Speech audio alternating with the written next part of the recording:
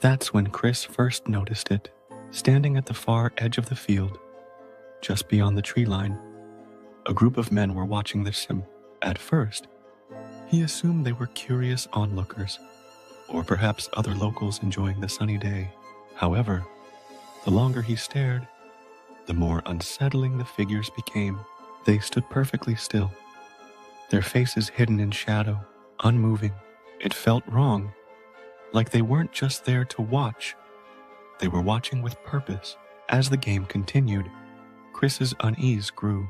The men hadn't shifted position, nor had they said a word. They were like silent statues, their eyes seemingly fixed on the boys. Chris tried to ignore it, but the hairs on the back of his neck prickled. Then, during a break between innings, one of the men moved. Slowly, unnervingly, he stepped forward, his long shadow stretching over the field as he approached the group. His face was obscured, hidden under the brim of a dark hat, but Chris could feel the weight of his gaze from across the field. The other figures followed him, stepping out of the trees, their movements slow and deliberate. It was then that Chris realized they weren't just standing there. They were closing in.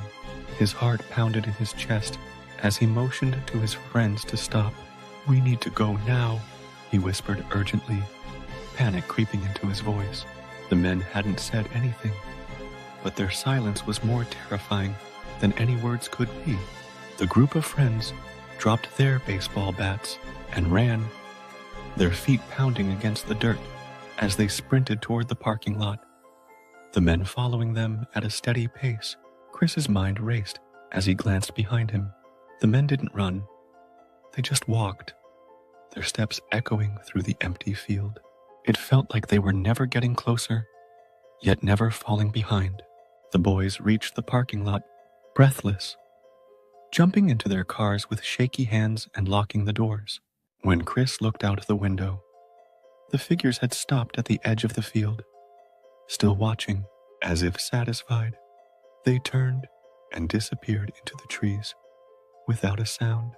To this day, Chris and his friends can't explain what happened. The men never spoke, never chased them directly, yet they never felt more hunted. No one had ever seen them around town again. That baseball field, once a place of fun and games, was now a place of dread. Every time Chris drives past it, he can't shake the feeling that someone is still out there, lurking in the trees, waiting for the next group of unsuspecting